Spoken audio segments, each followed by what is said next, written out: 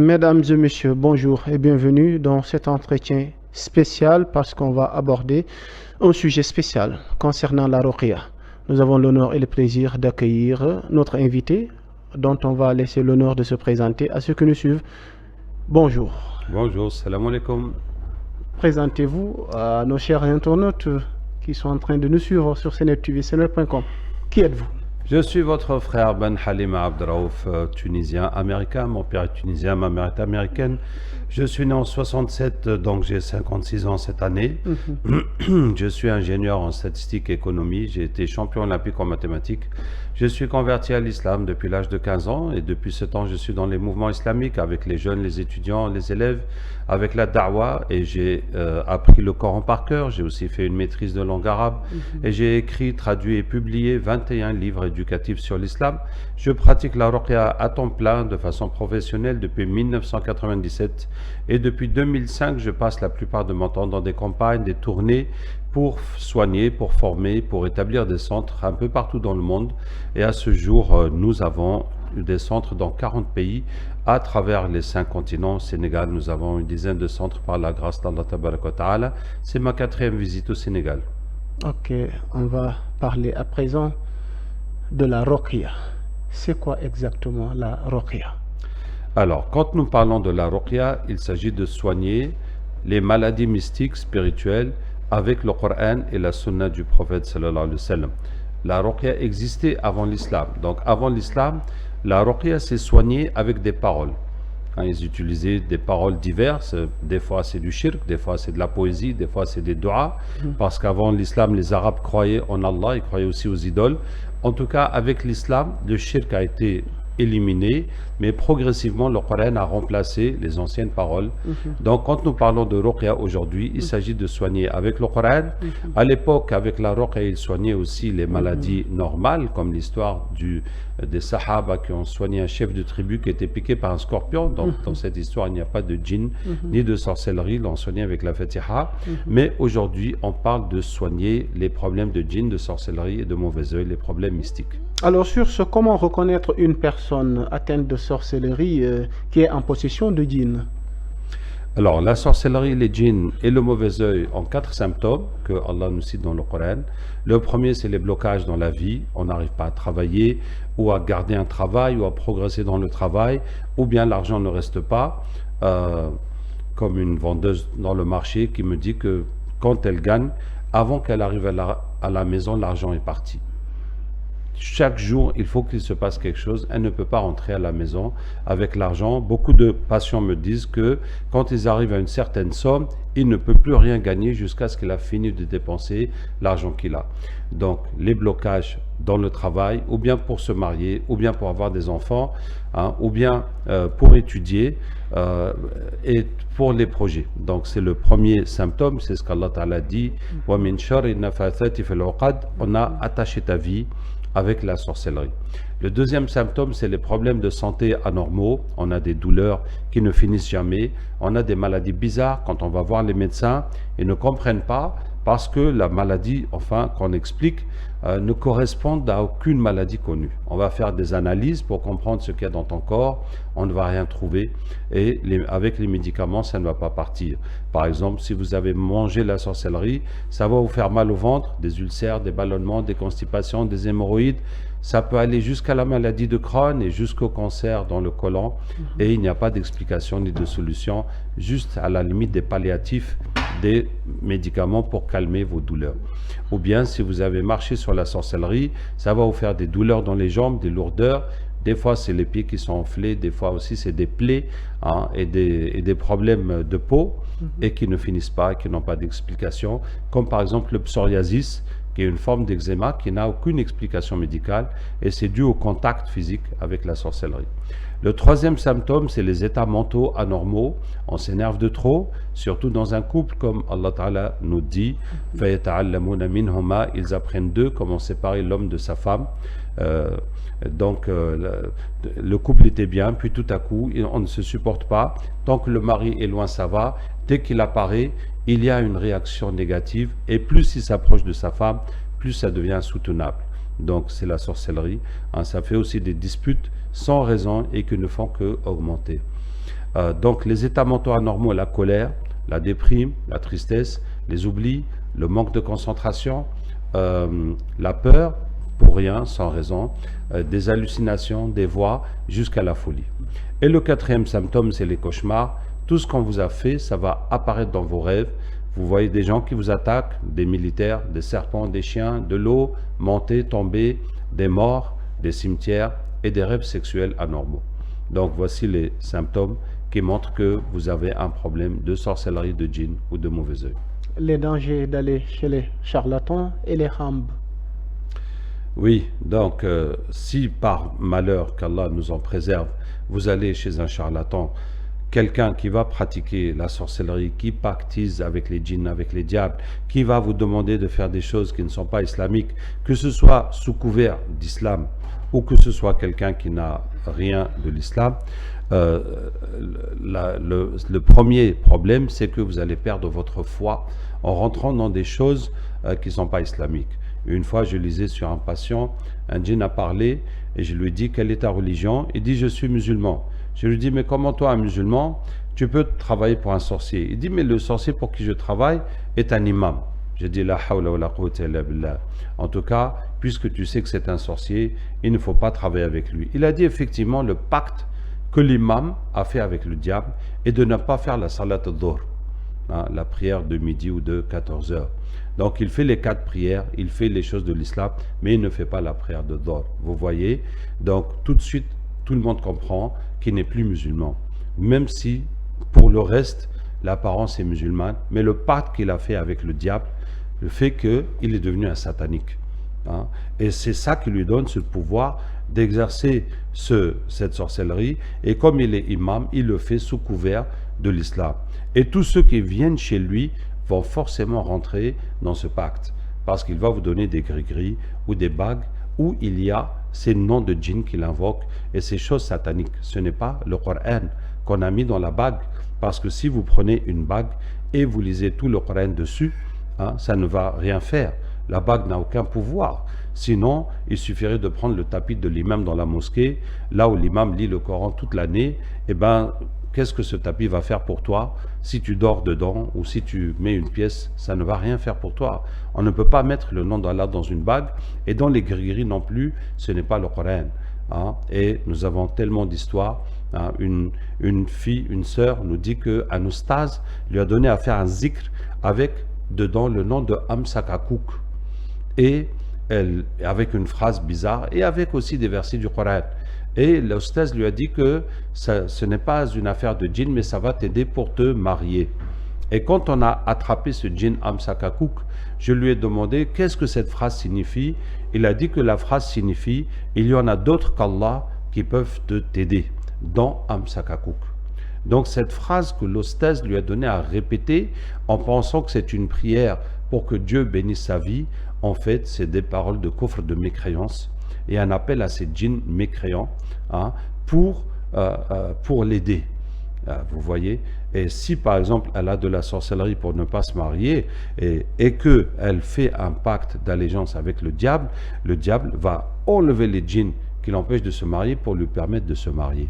Parce que c'est plus intéressant pour le diable d'avoir une musulmane qui quitte l'islam que d'avoir une musulmane qui n'arrive pas à se marier. Vous voyez? Et ces gens peuvent vous apporter une aide apparente, mais il y a plus de mal dedans.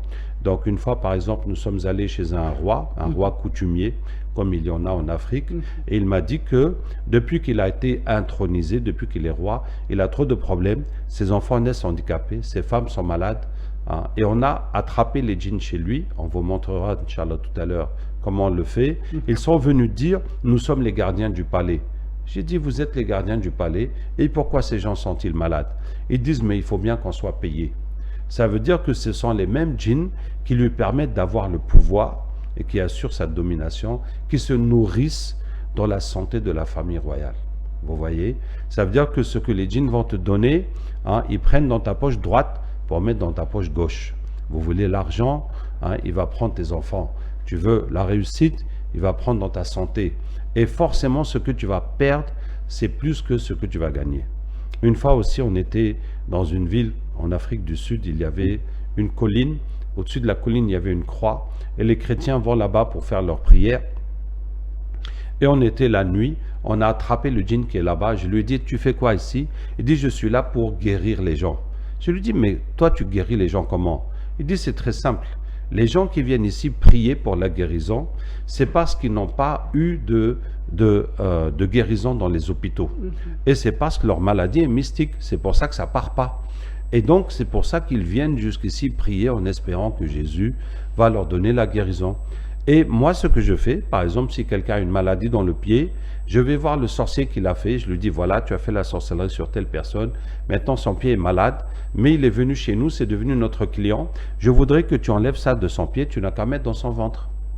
Comme ça, lui, il va voir que son pied est guéri, que sa prière a marché, que vraiment Jésus l'a guéri et qu'il va nous faire confiance. Et toi aussi, ton travail, il est bon, il est protégé.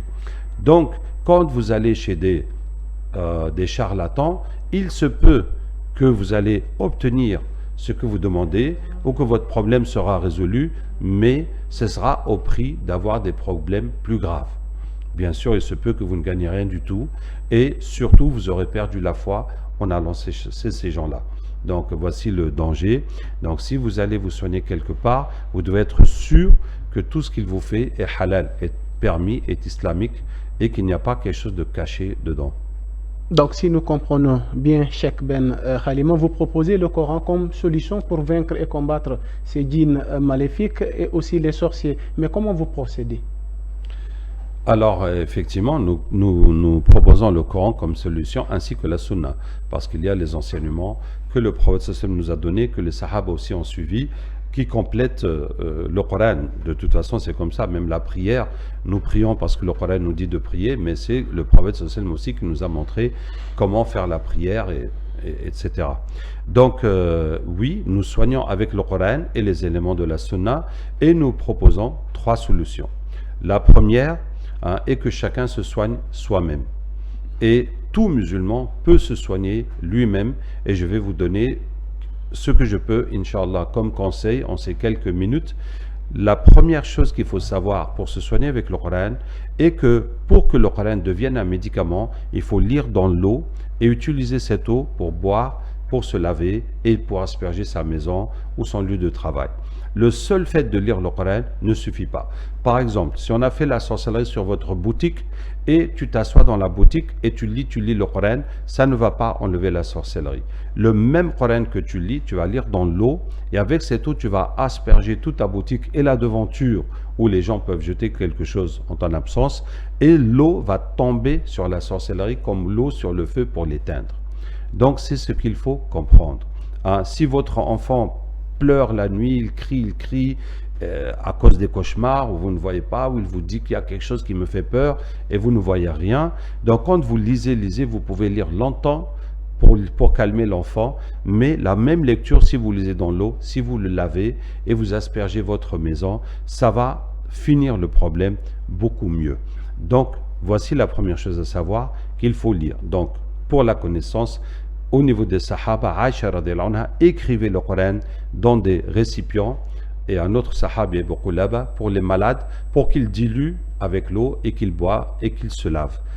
Nous pouvons écrire le Coran pour le diluer ou bien lire. Nous préférons la lecture parce que tous les musulmans peuvent lire au moins les sourates qu'ils lisent dans la prière et peu de musulmans savent écrire le Coran. En plus, pour l'écrire, il faut une encre spéciale. Et quand on lit dans l'eau, vous pouvez lire dans l'huile, vous pouvez lire dans le parfum, dans le lait, dans le miel, dans le khol, dans l'encens que vous mettez à la maison. Vous pouvez lire dans tout ce qui est halal, même dans les médicaments que vous achetez en pharmacie. Ça va vous aider, alors que on ne peut pas écrire pour diluer dans toutes ces choses. Si vous ne savez pas lire, lisez seulement la Fatiha, 100 fois chacun. Et ayez confiance que ça va beaucoup vous aider. Même si ça ne va pas tout enlever, mais ça va quand même beaucoup réduire votre problème. Donc au lieu de rester impuissant à vous plaindre que j'ai un djinn qui me fatigue toutes les nuits, ou j'ai pas la chance pour avoir le travail, etc., battez-vous avec ce que vous pouvez comme Coran. Maintenant, pour ceux qui peuvent lire, les versets de base de la Ruqya, c'est la Fatiha, Ayat al-Kursi, Ikhlas, Falaq, Nas, et 3 versets pour enlever la sorcellerie. Ce sont les versets de Moussa alayhi salam avec les sorciers de Pharaon, où Allah dit que Allah détruit la sorcellerie par ses paroles. Dans Surat Al-A'raf, la Surat 7, dans Surat Yunus, la Surat 10, et dans Surat Taha, la Surat 20. Voilà. Donc, tous ces versets, vous lisez 11 fois. Ensuite, vous pouvez ajouter ce que vous voulez, comme Coran et aussi Dua du prophète sallallahu alayhi wa sallam. Plus vous lisez, plus la force du Coran va se rajouter dans l'eau. Donc, même si vous avez un grand problème, vous lisez plus et plus jusqu'à ce que ce soit suffisant pour surmonter ce problème. L'eau, lisez aussi dans l'huile ou bien le karité pour vous frotter le corps avant de dormir. Tant que l'huile sera sur votre peau, le Coran va continuer de travailler sur vous. La dernière recette, si vous avez des problèmes digestifs, vous allez acheter des feuilles de sana. Le séné, en Wolof, c'est l'aydour, en maninké, c'est bali. C'est une plante qui existe partout dans le désert. Vous la trouvez chez les herboristes. Elle ne coûte pas cher. Vous faites bouillir une grande cuillère de sana avec un demi-litre d'eau coranisée. Vous buvez le matin à jeun. Ça va vider tout votre ventre. S'il y a la sorcellerie, ça va la tirer et ça fait mal, comme si vous enlevez la colle de votre peau. Et vous buvez jusqu'à ce que ça ne vous fasse plus mal. Et c'est là que vous savez que la sorcellerie finit dans votre ventre. Donc voici la première solution, qui est de vous soigner vous-même. Je vous encourage vivement à le faire quand vous voyez ces problèmes pour vous, pour vos familles, avant d'aller chez quelqu'un. Et la deuxième solution est de venir chez nous, dans nos centres, pour vous soigner. Donc, je vous ai dit, nous avons des centres dans 40 pays dans le monde, dans toute l'Afrique de l'Ouest, par la grâce d'Allah Tabaraka wa Ta'ala. Et au Sénégal, il y en a une dizaine. Et la troisième solution est de venir pour la formation. Et c'est ça le but même de nos campagnes, de former les gens partout. Donc, la formation, elle est gratuite, elle est ouverte à tout le monde. Donc, la seule condition pour pouvoir soigner avec le Coran est de pouvoir lire le Coran. Si vous ne savez pas lire, ça va être difficile de mémoriser tous ces versets. Ce n'est pas impossible, mais c'est quand même difficile. Donc, les femmes aussi, on en a besoin dans la formation, parce que nous soignons avec les ventouses et nous avons besoin au moins des femmes pour s'occuper des femmes pour les ventouses. Sinon, on a même des centres qui sont gérés par des femmes uniquement et qui soignent les femmes et les enfants. Okay. Avez-vous des regrets dans cette profession? La seule chose que je regrette, c'est de ne pas en avoir fait plus. Et par la grâce d'Allah Ta'ala, depuis que je suis jeune, j'avais une peur dans ma vie, c'est d'arriver à la fin de ma vie et de constater que je n'ai pas fait ce que j'aurais pu faire. Donc je suis toujours en train de courir derrière le temps et qu'Allah facilite, sinon si je pouvais me multiplier, je l'aurais fait. Mais comme je ne peux pas, c'est avec les livres, les enseignements, les vidéos, mes élèves qui sont, alhamdoulilah, des centaines, parce que rien qu'au Sénégal, il y en a plus que 100 qu'on a formés. Donc, c'est même des milliers que je perpétue. Le seul regret, c'est d'en avoir pas fait plus. On peut toujours faire plus, mais quand même, je remercie beaucoup Allah Tabaraka wa Ta'ala d'avoir pu aller jusque-là et nous continuons, Inch'Allah, et nous évoluons avec les vidéos, avec les médias, avec la connaissance. Maintenant, nous sommes dans un combat parce qu'en face de nous, il y a les diables, il y a les djinns qui ne sont pas contents de ce que nous faisons, il y a aussi les sorciers qui travaillent et malheureusement qui travaillent plus que nous, les djinns aussi.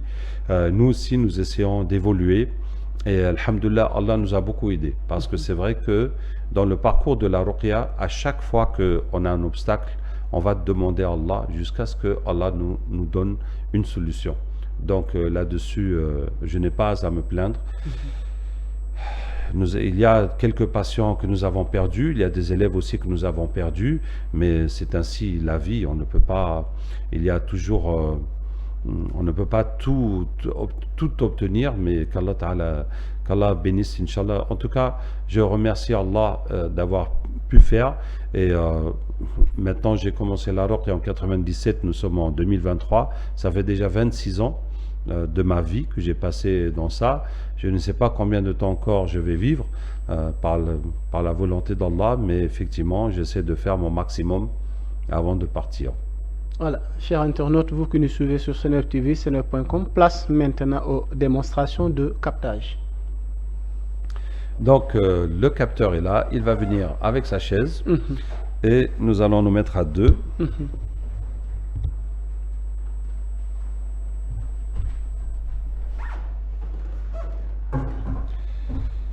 Bon, alors le captage est une réalité, hein. Nous ne faisons pas une démonstration comme dans un laboratoire. C'est une réalité. Et nous allons, j'ai entendu tout à l'heure que des manifestations ont commencé et que entre ce problème avec l'opposition et le pouvoir, tout le monde est... Je ne veux pas parler de politique.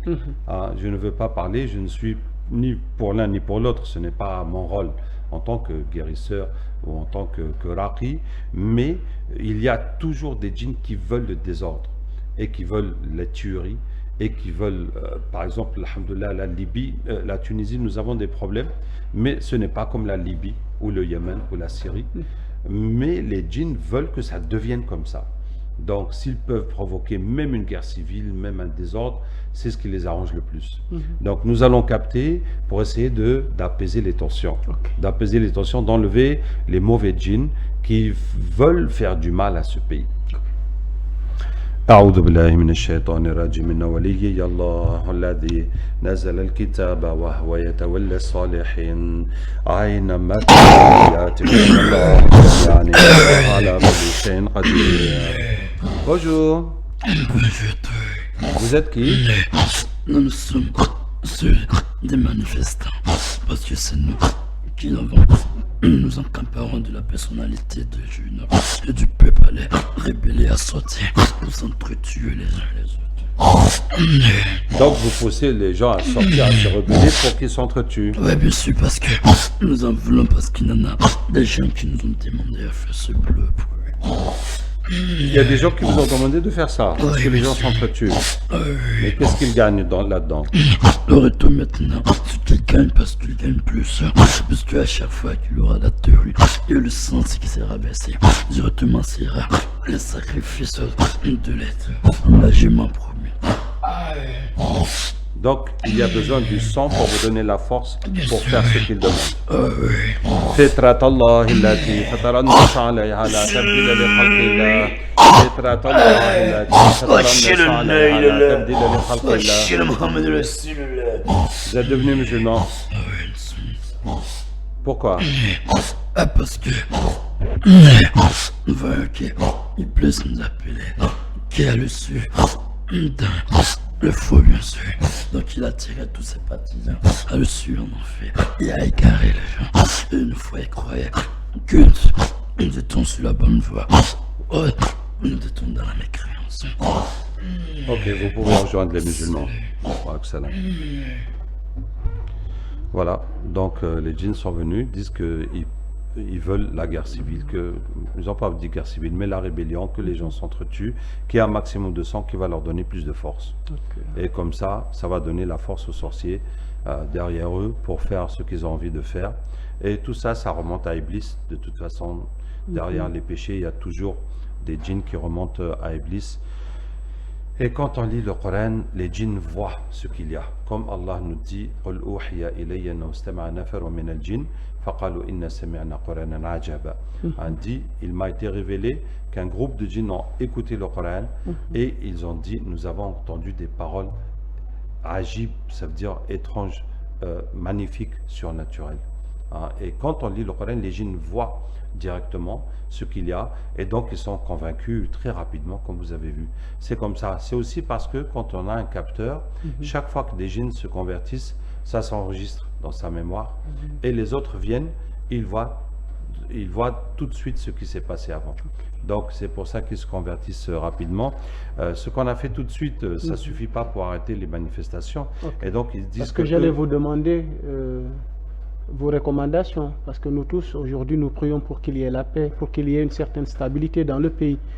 Est-ce qu'avez-vous un message dans ce sens? Ah oui, j'ai un message dans ce sens. L'expérience nous montre, tous les pays qui sont rentrés en conflit, ce que ça a donné.